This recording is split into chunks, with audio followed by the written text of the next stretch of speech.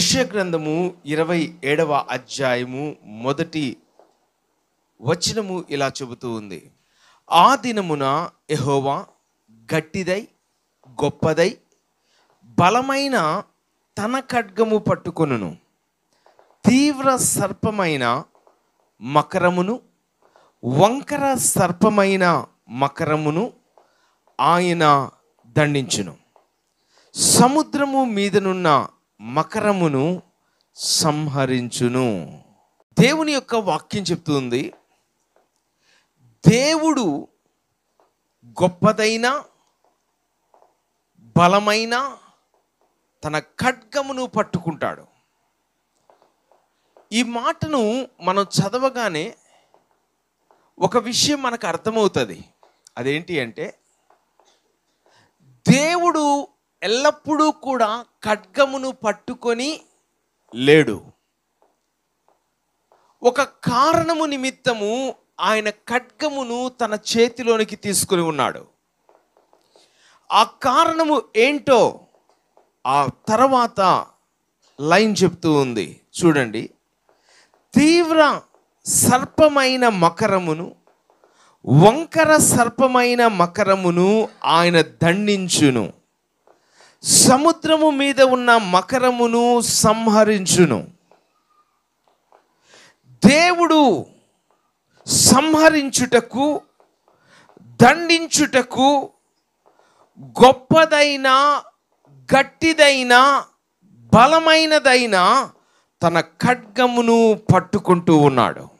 దేవుని యొక్క ఖడ్గము ఈ 3 పదాలతో వర్ణించబడుతూ ఉంది. ఈ సర్పమును ఎదుర్కోవడానికి, ఈ మకరమును ఎదుర్కోవడానికి దేవుడు తన ఖడ్గమును తన చేతిలోనికి తీసుకుంటున్నట్లుగా మనం చూస్తూ ఉన్నాం. ఈ సంవత్సరము 2025వ సంవత్సరం, ఇంకో 10 నిమిషాల్లో వెళ్ళబోతున్నాం. ఈ కాలంలో మనం ఏం ఎదురు చూద్దాం?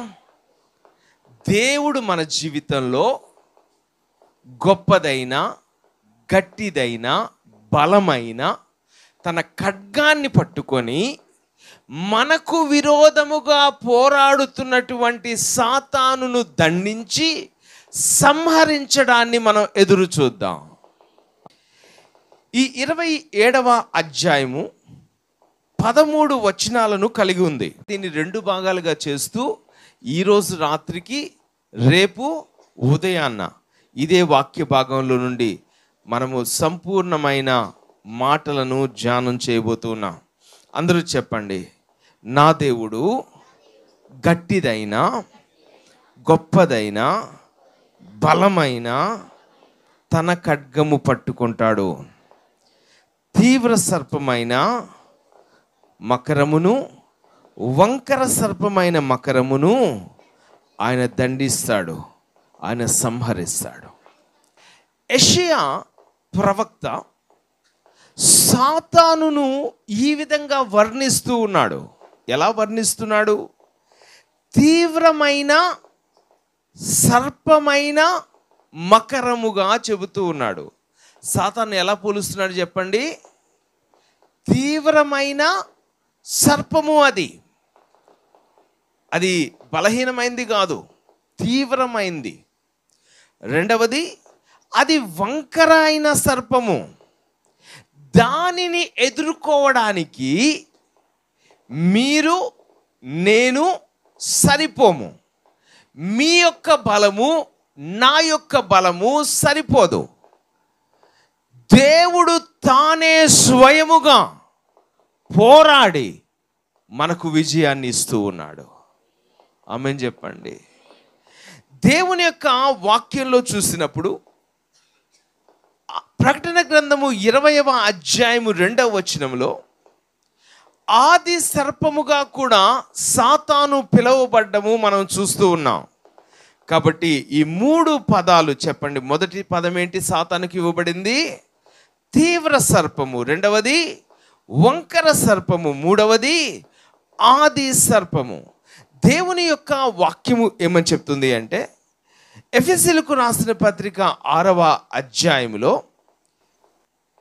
తుదకు ప్రభు యొక్క మహాశక్తిని బట్టి ఆయన యందు బలవంతులై ఉండుడి.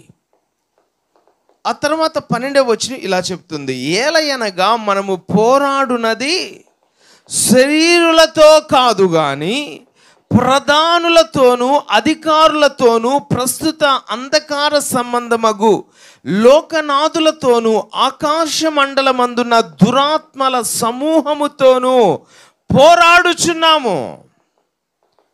ఈ భూమి మీద విశ్వాసులు పోరాడుతూ ఉన్నారు అంధకార సంబంధమైన దురాత్మ సమూహములతో. ఈ లోకములో ఉన్నటువంటి దేవునిని తెలుసుకొననటువంటి మనుషులు అంతా బాగుంది అన్నట్లుగా ఈ యొక్క న్యూ ఇయర్ను సెలబ్రేట్ చేస్తూ ఉన్నారు. కానీ వారి జీవితంలో సర్పము యొక్క క్రియలను గుర్తించలేకపోతూ ఉన్నారు. సర్పము యొక్క తీవ్రతను వారు గుర్తించలేకపోతూ ఉన్నారు. సాతాను యొక్క బలమును వారు గుర్తించలేకపోతూ ఉన్నారు. కానీ దేవుడు నీకైతే నీ పక్షముగా పోరాడి విజయాన్ని ఇవ్వబోతూ ఉన్నాడు. మీరు పోరాడి ప్రయత్నించి ఉంటారు మీ పరిస్థితుల్లోండి బయటకు రావడానికి, మీ సమస్యల్లోండి బయటకు రావడానికి. నేను నా జీవితంలో వ్యక్తిగతంగా నేను అనేక సమస్యలను ఎదుర్కొన్నాను. అది నా అంతట నేను బయటకు రాలేదు, నేను బయట ఉన్నాను సమస్యల నుండి. దానికి కారణము నా పక్షముగా గొప్పదైన, గట్టిదైన, బలమైన ఖడ్గమును దేవుడు ధరించి సర్పమును సంహరించుటను బట్టి నేను మీ ఎదుట నిలబడి సాక్ష్యము చెబుతూ ఉన్నాను. దేవుడు మన జీవితంలో ఇప్పటికే మన కొరకు ఆయన యుద్ధము చేస్తూ ఉన్నాడు. రాబో సంవత్సరంలో కూడా ఆయన మన కొరకు యుద్ధము చేస్తాడు. దేవుని నామానికి మహిమ కలుగునుగాక. దేవుని యొక్క వాక్యము ఏమని చెప్తుంది అంటే, కొరింథీయులకు రాసిన 2వ పత్రిక 11వ అధ్యాయము 3వ వచనంలో సాతాను యుక్తి కలిగిన వాడు అని చెబుతూ ఉంది. మీరు రాసుకోనండి, నేను చెప్పాల్సిన విషయాలు చాలా ఉన్నాయి కనుక నేను చెప్తూ వెళ్తాను. కొరింథీయులకు రాసిన 2వ పత్రిక 11వ వచనములో సాతాను అనేక తంత్రములు కలిగిన వానిగా మనుషుల జీవితాల్లో పనిచేస్తున్నాడు అని వాక్యము తెలియచేస్తూ ఉంది. అందరూ చెప్పండి, సాతాను ఎలాంటి వాడు? యుక్తి కలిగిన వాడు. రెండవది, సాతాను ఎలాంటి వాడు? తంత్రములు కలిగిన వాడు. మూడవది వాక్యం చెప్తుంది, ఆది నుండి అనేకుల జీవితాల్లో సాతాను పనిచేసి వారి జీవితాలను నాశనము చేసిన వాడు. మనందరికీ తెలుసు, ఆదికాండము 3వ అధ్యాయము గురించి ఈ వాక్యము నేరుగా మాట్లాడుతున్నట్లుగా నేను చూడగలుగుతూ ఉన్నాను. ఆది సర్పము మొదట ఎక్కడ పనిచేస్తూ ఉన్నాడు చెప్పండి? ఏదెను తోటలో పనిచేస్తూ ఉన్నాడు. చూడండి, ఆదికాండము 3వ అధ్యాయము. ఆదాము హవ్వలు దేవుని వలన చేయబడి, దేవుని వలన దీవించబడి, సంతోషముతో సమృద్ధి కలిగి వారు ఏదెను తోటలో దేవునితో సహవాసము చేస్తూ ఉండగా, సాతాను ఎప్పుడైతే అక్కడ ప్రత్యక్షమవుతూ ఉన్నాడో, సాతాను ఏ విధముగా యుక్తిగా మాట్లాడాడో, సాతాను ఏ విధముగా తంత్రములను ప్రయోగించాడో వాక్యం చెప్తూ ఉంది. 3వ అధ్యాయము 4వ వచనం, అందుకు సర్పము, మీరు చావనే చావరు, ఏలయనగా మీరు వాటిని తిను దినమున మీ కన్నులు తెరవబడుననియు, మీరు మంచి చెడ్డలను ఎరిగిన వారై దేవతల వలె ఉందురనియు దేవునికి తెలియనని స్త్రీతో చెప్పగా, స్త్రీ ఆ వృక్షము ఆహారమునకు మంచిదియు, కన్నులకు అందమైనదియు, వివేకమిచ్చు రమ్యమైనదియునై ఇండుట చూచినప్పుడు ఆమె దాని ఫలములలో కొన్ని తీసుకొని తిని తనతో పాటు తన భర్తకు ఇచ్చెను, అతడు కూడా తినెను. ఆదికాండము 3వ అధ్యాయము వరకు ఒక కాలము పాటు సంతోషముగా ఉన్నవారు వారి జీవితంలో సర్పముగా సాతాను ప్రవేశించగానే, సర్పము యొక్క యుక్తికి వారు లోబడిపోగానే వాక్యం చెప్తూ ఉంది, వారి జీవితాల్లోనికి శాపం వచ్చింది, మరణము వచ్చింది, వ్యాధులు వచ్చాయి, కలతలు వచ్చాయి. సర్పము ఎక్కడ ఉంటాడో అక్కడ మరణము ఉంటుంది. మీతో చెప్పనివ్వండి, 4వ అధ్యాయముకు వచ్చేసరికి ఇక్కడ కయీను కనబడుతూ ఉన్నాడు. కుమారుడు, ఆదాము హవ్వలకు ప్రియమైన పెద్ద కుమారుడు. కానీ ఈ కుమారుడు ఏమవుతూ ఉన్నాడు? 7వ వచనము చూసినప్పుడు మనము సాతాను యొక్క జాడను గుర్తుపట్టగలము. నీవు సత్క్రియ చేసిన ఎడల తల ఎత్తుకొనవా, సత్క్రియ చేయని ఎడల వాకిట పాపము పొంచియుండును, నీ ఎడల దానికి వాంఛ కలుగును, నీవు దాన్ని ఏలుదు అనేను. చూడండి, ఇక్కడ పొంచి ఉన్న పాపముగా సర్పమును గురించి దేవుని యొక్క వాక్యము మాట్లాడుతూ ఉంది. పాపము అనేదానికి పొంచి ఉండేటువంటి లక్షణము అనేదాన్ని పోల్చినప్పుడు ఖచ్చితంగా అది సాతాను గురించి చెప్పబడిందిగా మనము గమనించగలము. జంతువు మాత్రమే, పక్షి మాత్రమే, జీవి మాత్రమే పొంచి ఉంటాయి, కనిపెడుతూ ఉంటాయి. ఇంతకుముందు ఇక్కడ ఒక పిల్లి ఉండేది, ఖచ్చితంగా గుంట దగ్గర ఉండేది, అది అలానే పొంచి ఉంటుంది. ఎంతసేపు పొంచి ఉంటుంది? ఎలుక బయటికి అలాగా కొంచెం రాగానే అదేం చేస్తుంది? అలా పట్టుకొనేస్తుంది. వాక్యం చెప్తూ ఉంది, ఈ పాపము పొంచి ఉంటుంది. కయీను ఆ పొంచి ఉన్నటువంటి ఆ పాపములో చిక్కుబడిపోయాడు. క్రీస్తునందు ప్రియమైన వాళ్ళరా, సాతాను మొదటి కుటుంబమును ఏ విధముగా నాశనము చేసిందో మనము ఇక్కడ చూడగలము. అక్కడ నుండి చూస్తే సాతాను యొక్క క్రియలు అన్నీ కూడా అనేక విధాలుగా కనబడతాయి. నేను కొన్ని వచనాలు చెబుతూ వెళ్తాను, మీరు ఒక్కొక్కరు పెద్దగా చదవాల్సిందిగా మనవి చేస్తూ ఉన్నాను. చూడండి, మనం చదివిన యెషయా గ్రంథము 27వ అధ్యాయము 27వ అధ్యాయము 9వ వచనాన్ని చదువుదాం. కావున యాకోబు దోషమునకు ఇలాగు ప్రాయశ్చిత్తము చేయబడును. ఆ తర్వాత 5వ లైన్ చదువుతారా? దేవతా స్తంభము, సూర్య దేవతా ప్రతిమలు ఇకను మరలా లేవవు. సర్పము యొక్క జాడ మూడవది ఎలా కనబడుతుంది చెప్పండి? ప్రతిమలలోను విగ్రహములలోనూ కనబడుతూ ఉంది. మొదట సర్పము యొక్క జాడ ఎక్కడ కనబడింది? ఆదాము హవ్వలను దేవుణ్ణి వేరు చేయుటలో కనబడుతూ ఉంది. కయీనును హంతకునిగా మార్చుటలో సర్పము యొక్క జాడ కనబడుతూ ఉంది. ఇక్కడ ప్రతిమలు చేయడానికి, సృష్టిని ఆరాధించడానికి సాతాను ప్రేరేపిస్తున్నట్టుగా కనబడుతూ ఉంది. నేను కొన్ని వచనాలు మీకు చెప్తాను, మీరు రాసుకోనండి. ఎందుకంటే కొన్ని మాటలు మీరు ఇంటికి వెళ్ళి చదివితేనే అర్థమవుతుంది. కొరింథీయులకు రాసిన మొదటి పత్రిక 5వ అధ్యాయము 10-11 వచనాలు. కొరింథీయులకు రాసిన మొదటి పత్రిక 5వ అధ్యాయం 10-11 వచనాలు. 6వ అధ్యాయము 9వ వచనం, 10వ అధ్యాయము 7వ వచనం. ఎఫెసీయులకు రాసిన పత్రిక 5వ అధ్యాయము 5వ వచనం. ప్రకటన గ్రంథము 21:8. ఈ అన్ని విషయాలు కూడా ప్రతిమలను దేవుని పోలికగా ఆరాధించడము అనేది అది సర్పము యొక్క జాడగా కనబడుతూ ఉంది, సర్పము యొక్క యుక్తిగా కనబడుతూ ఉంది. మనుష్యుడు ఆరాధన చేస్తే సృష్టికర్తను ఆరాధన చేయాలి, దేవునిని ఆరాధన చేయాలి. దానికి బదులుగా సృష్టిని ఆరాధన చేయునట్లుగా మనుషులు తమ చేతులతో చేసిన ప్రతిమలను ఆరాధించినట్లుగా సర్పము ప్రేరేపిస్తూ ఉన్నాడు. ఆ తర్వాత సర్పము యొక్క జాడను మాంత్రిక శక్తులలో మనము చూడగలము. అనేక మంది మాంత్రిక విద్యను అభ్యసించే వారిగా ఉన్నారు అని అపోస్తల కార్యాలు 19వ అధ్యాయములో మనము ఇంతకు ముందు ధ్యానము చేశాము. దాదాపు 50,000 రూపాయలు సంబంధించినటువంటి పుస్తకాలను తెచ్చి వారు కాల్చివేసినట్లుగా దేవుని యొక్క వాక్యం చెబుతూ ఉంది.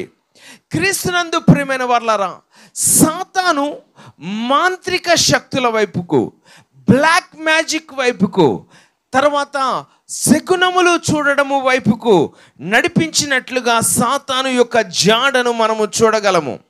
సమూయేలు మొదటి గ్రంథము 15వ అధ్యాయము 23వ వచనాన్ని చదువుతున్నాను. తిరుగుబాటు చేయుట, సోదె చెప్పుట అను పాపము, చెప్పండి, సోదె చెప్పుట, మాయా విగ్రహము, గృహ దేవతలను పూజించుట, ఇవన్నీ ఏంటి చెప్పండి?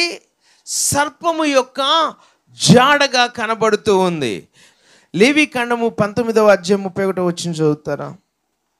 కర్ణపిశాచి గల వారి దగ్గరకు పోకూడదు, సోదెగాండ్రను వెదకి వారి వలన అపవిత్రత కలుగజేసుకొనకూడదు, నేను మీ దేవుడైన యెహోవాను. ఇక్కడ మనం చూసినప్పుడు కర్ణపిశాచి గురించి దేవుడు మాట్లాడుతున్నాడు, సోదె చెప్పుటను గురించి దేవుడు మాట్లాడుతూ ఉన్నాడు. ఇవన్నీ ఏ జాడ చెప్పండి? సాతాను యొక్క జాడగా కనబడుతుంది మనుషుల జీవితాలలో. నాగరికతలు అనేవి మనకు తెలుసు. మెసొపొతేమియా నాగరికత అనేది ఒకటి ఉంది, హరప్పా నాగరికత అనేది ఉంది, మొహంజోదారో అనేటువంటి నాగరికత ఉంది. ప్రతి నాగరికతలో ఒకటి కనబడుతుంది. ఏంటది? ప్రతిమలు, సోదె చెప్పుట, మంత్ర విద్య, ఇవన్నీ కూడా సాధారణంగా కనబడుతూ ఉన్నాయి. మీతో చెప్పనివ్వండి, మొదటి నుండి సాతాను పని చేస్తూ ఉన్నాడు. మొదటి నుండి మనుషుణ్ణి మోసము చేస్తూ ఉన్నాడు.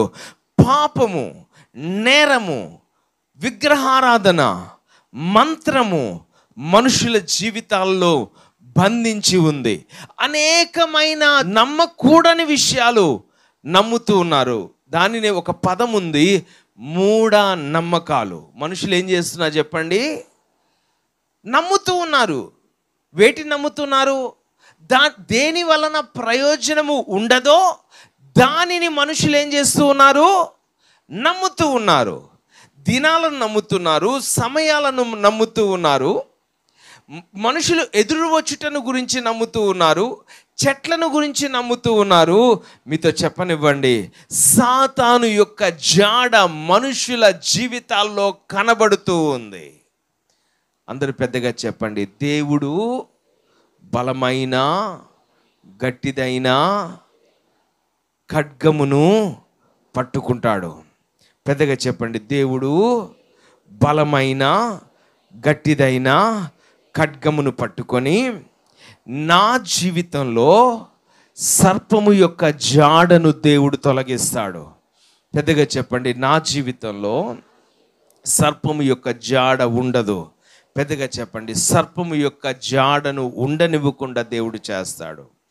చూడండి, యెషయా గ్రంథము 29వ అధ్యాయం. ఈరోజు మీరు గుర్తుపెట్టుకోవడానికి 3 పదాలను మీ ముందుకు తీసుకుని వచ్చాను. మొదటి పదము దేవుడు. చెప్పండి, మొదటి పదం ఏంటి? దేవుడు. రెండవ పదము దయ్యము. రెండవ పదం ఏంటి? దయ్యము. మూడవ పదము దోషము. మూడవ పదం ఏంటి? దోషము. చూడండి, మనం ఇందాక చదివిన 9వ వచనంలో, కావున యాకోబు దోషమునకు ఈలాగు ప్రాయశ్చిత్తము చేయబడును. దేవుడు యాకోబు యొక్క దోషమును గురించి మాట్లాడుతూ ఉన్నాడు. ఆ దోషము ఏ విధముగా, ఆ దోషమునకు ప్రాయశ్చిత్తము చేయబడుతుందో కూడా దేవుడు మాట్లాడుతూ ఉన్నాడు. సర్పము మనుషుల జీవితాలలో పని చేయడానికి కారణం ఏంటి చెప్పండి? మనుషుల జీవితాలలో ఉన్నటువంటి దోషము. పెద్దగా చెప్పండి, సాతాను, దయ్యము మనుషుల జీవితాల్లో పని చేయడానికి కారణము దోషము. పెద్దగా చెప్పండి, దోషము. ఇప్పుడు దేవుడు ఏం చెప్తూ ఉన్నాడు? దోషమునకు ప్రాయశ్చిత్తము చేస్తాను అని చెప్తున్నాడు, సర్పమును సంహరిస్తాను అని చెబుతూ ఉన్నాడు. ఆమేన్ చెప్పండి. ఎప్పుడు మన జీవితాలలో దోషము తొలగిపోతుందో, సర్పము యొక్క హస్తము మన జీవితాలలో ఉండనే ఉండదు. పెద్దగా చెప్పండి. దోషం ఉన్నంత వరకు దయ్యము పని చేస్తాడు. దోషము తొలగినప్పుడు దయ్యము యొక్క అధికారము మన జీవితంలో ఉండదు. దేవుని యొక్క వాక్యము ఏమని చెప్తుంది అంటే, యేసుక్రీస్తు వారు 2 కారణాలను బట్టి ఈ లోకానికి వచ్చాడు. యెషయా గ్రంథము 53వ అధ్యాయము 5వ వచనంలో దేవుడు ఆ ప్రాయశ్చిత్తము ఎలా జరుగుతుందో మాట్లాడుతూ ఉన్నాడు. యెషయా గ్రంథము 53, మన అతిక్రమ క్రియలను బట్టి అతడు గాయపరచబడెను. అందరూ పెద్దగా చెప్పండి. మన దోషములను బట్టి నలుగగొట్టబడెను. పెద్దగా చెప్పండి. నా దోషమును బట్టి యేసుక్రీస్తు వారు నలుగగొట్టబడుతూ ఉన్నారు. ఆయన నా దోషము కొరకు ప్రాయశ్చిత్తము చేస్తూ ఉన్నాడు. ప్రాయశ్చిత్తము చేస్తూ ఉన్నాడు. ఈ మాటను ప్రకటించడానికి, ఈ సమాచారాన్ని తెలియచేయడానికి దేవుడు మనలో ప్రతి ఒక్కరిని ఏర్పరచుకొని ఉన్నాడు. ఆమేన్ చెప్పండి. అనేక కుటుంబాలు సాతాను చేత బంధించబడి ఉన్నాయి. అనేక మంది చెడు అలవాట్లలో బంధించబడి ఉన్నారు.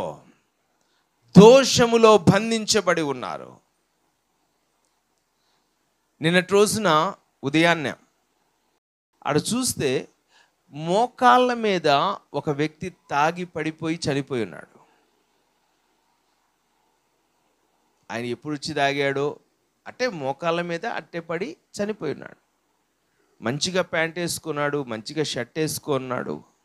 ఇది చెప్పనివ్వండి, అనేక మంది సాతాను యొక్క చెరలో ఉన్నారు.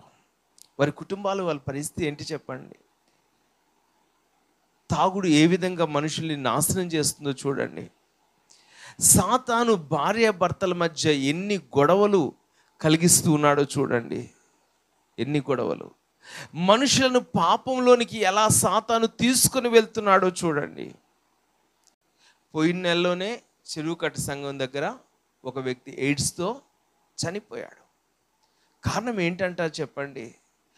మనుషులు సాతాను చేత బంధించబడి ఉన్నారు. వారు దేవుని దగ్గరకు రాకపోవడాన్ని బట్టి, వారికి ప్రాయశ్చిత్తము చేయగల దేవుని దగ్గరకు రాకపోవడాన్ని బట్టి మనుషులు సాతాను యొక్క అధికారం క్రింద ఉన్నారు. మన జీవితంలో దోషమునకు ప్రాయశ్చిత్తం ఎప్పుడు జరుగుతుందో సర్పమును దేవుడు సంహరిస్తాడు. ఆమేన్ చెప్పండి. మీ కుటుంబాలు, మీ బిడ్డలు సాతాను యొక్క అధికారం క్రింద ఉండకూడదు. చిన్నప్పటి నుండి మా పిల్లల గురించి నాకు చాలా భయం. ఎందుకు భయము అంటే, చాలామంది ఇలా చెప్పడం నేను విన్నాను. దేవుని సేవ చేసే పిల్లలు చెడిపోతారు అనే మాట నాకు విన్నప్పుడల్లా భయం కలిగేది. మా బిడ్డలు జాగ్రత్తగా ఉండాలి, వాళ్ళని కాపాడుకోవాలి, సాతాను చేతుల్లోనికి వాళ్ళు వెళ్ళకూడదు. ఇత చెప్పనివ్వండి, మా బాబు బాప్తిసం తీసుకోవడానికి దేవుడు సహాయం చేశాడు. ఆయనే సంతోషంగా బలవంతం లేకుండా బాప్తిసం తీసుకున్నాడు.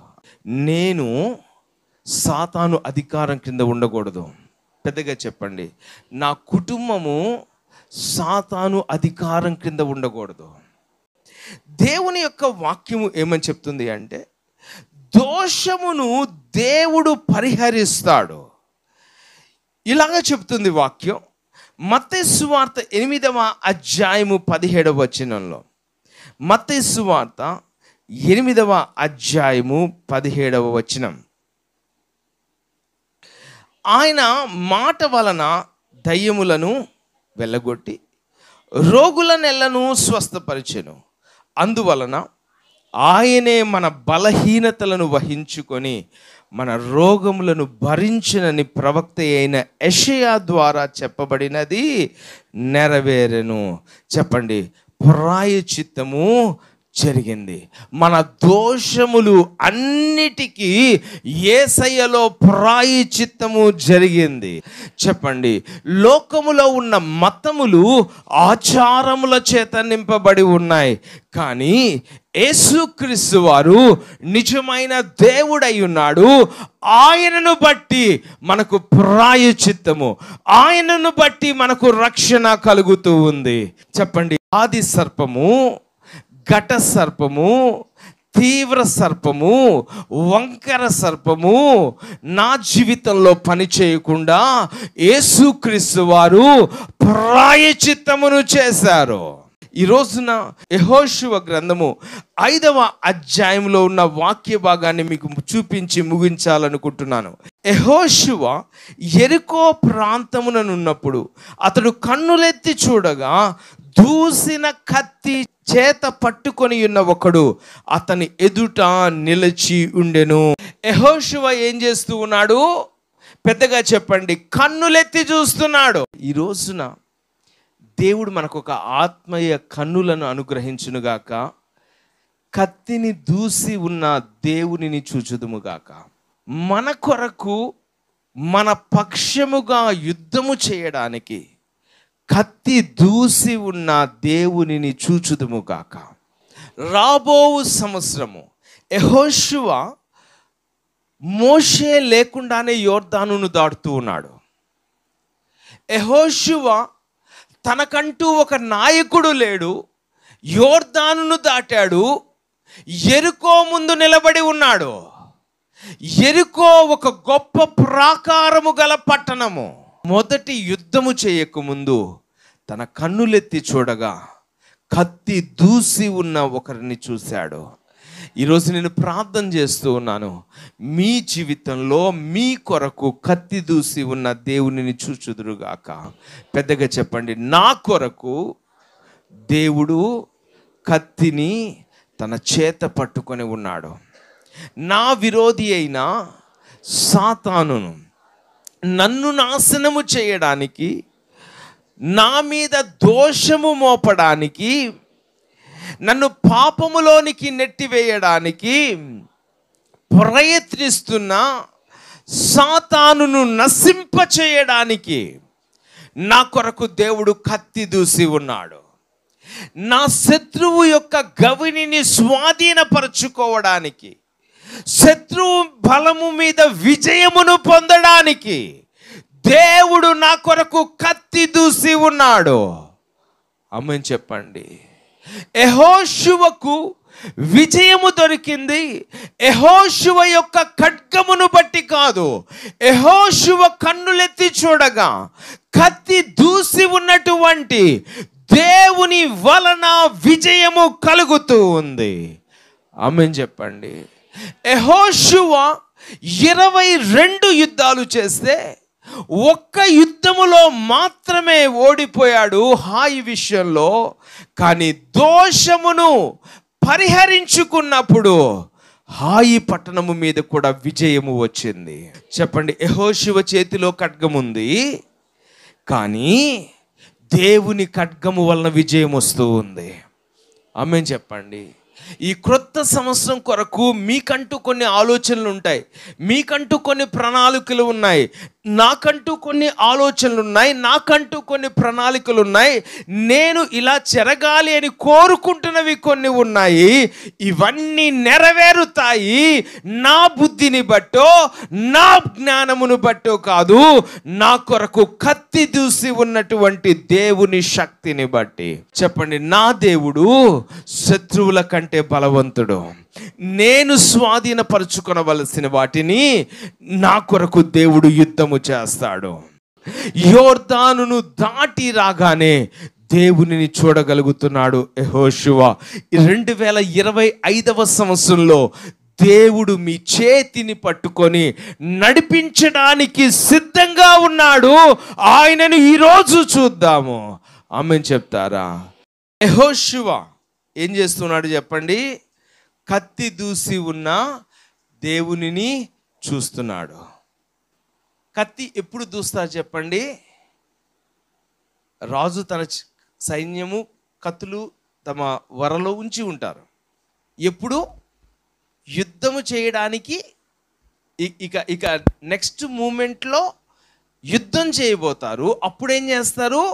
తమ వరలో ఉన్న కత్తిని తమ చేతిలోకి తీసుకుంటారు. దేవుడు నా కొరకు సిద్ధపరిచిన విజయము ఆలస్యము కాదు.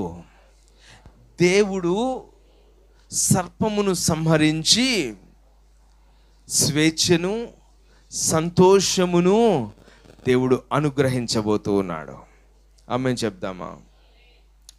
3 మాటలు మీకు చూపించి నేను ముగిస్తాను. యెహోషువ యొక్క విజయాలకు ఈ 3 మాటలు కారణం. మొదటిది చూడండి, ఎప్పుడైతే కన్నులెత్తి చూశాడో వెంటనే ఇలా చేస్తున్నాడు. నేను చదువుతున్నాను చూడండి. యెహోషువ యెరికో ప్రాంతముననున్నప్పుడు అతడు కన్నులెత్తి చూడగా దూసిన కత్తి చేత పట్టుకొని ఉన్న ఒకడు అతని ఎదుట నిలిచి ఉండెను. యెహోషువ అతని యొద్దకు వెళ్ళి, పెద్దగా చెప్పండి, యెహోషువ అతని యొద్దకు వెళ్ళి చూసి మౌనంగా ఉండలేదు. యెహోషువ ఏం చేస్తున్నాడు? ఆయన దగ్గరకు వెళ్తున్నాడు. ఎవరు తన కొరకు కత్తి దూసి ఉన్నారో ఆయన దగ్గరకు వెళ్తున్నాడు. ఈరోజు ఈ 2025వ సంవత్సరం చెప్పండి, మనం ప్రభువునకు సమీపంగా ఉందుముగాక. హల్లెలూయా. పెద్దగా చెప్పండి, ప్రభువునకు సమీపముగా ఉందుముగాక. దగ్గరకు వెళ్దాం, దగ్గరకు వెళ్దాం, దగ్గరకు వెళ్దాం. ఇంతకుముందు మీరు చదివి ధ్యానించిన వాక్యం కంటే ఎక్కువ ధ్యానం చేయండి. ఇంతకుముందు ప్రార్థించిన దానికంటే ఎక్కువ ప్రార్థన చేయండి. ఇంతకుముందు 12 గంటలకు చర్చికి వచ్చే వాళ్ళైతే ఇప్పుడు 11 గంటలకి చర్చికి రండి. ఇంతకుముందు నెలకి ఒకసారి వచ్చే వాళ్ళైతే ఇప్పుడు నెలకి 4 సార్లు రండి. ప్రభువుకు సమీపంగా, పెద్దగా చెప్పండి, ప్రభువుకు సమీపంగా.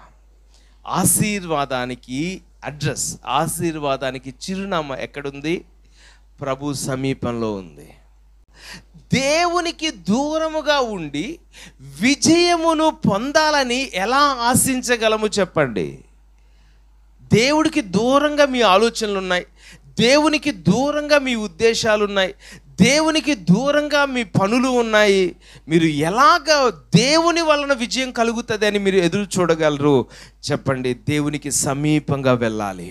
చెప్పండి, దేవుడికి సమీపంగా వస్తే ఆశీర్వాదం ఉంది. కీర్తనలో 27:8, నా సన్నిధిని వెతకుడని నీవు సెలవీయగా యెహోవా నీ సన్నిధి నేను వెదకదనని నా హృదయము నీతో అనెను.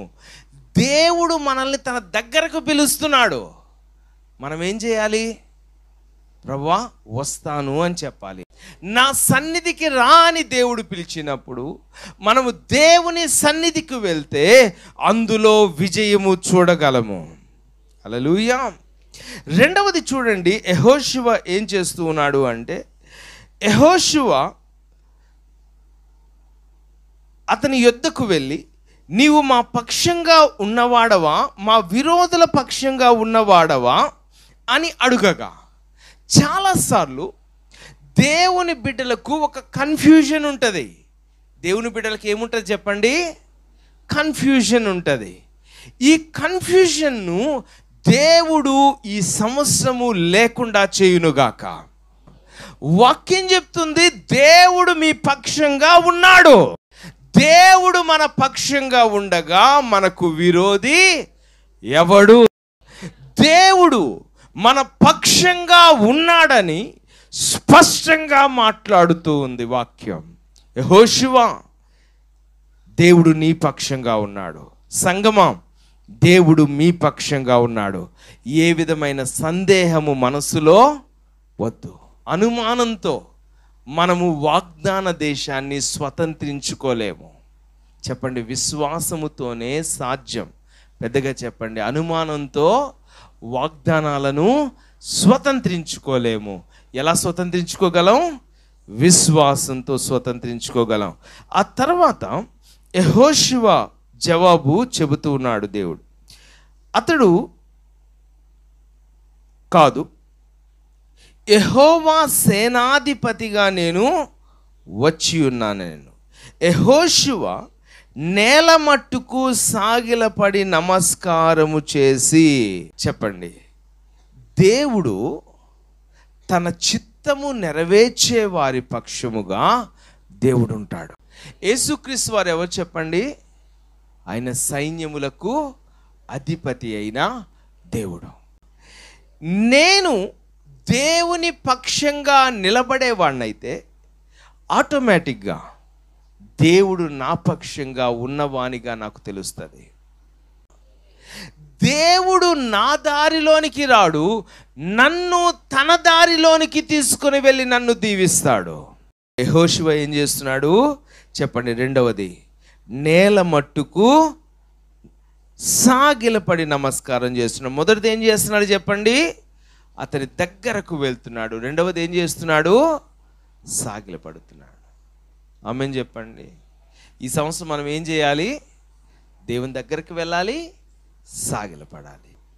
చెప్పండి, దేవునికి దగ్గరికి వెళ్ళాలి, చెప్పండి, సాగిలపడాలి. నేల మట్టుకు సాగిలపడ్డాడు.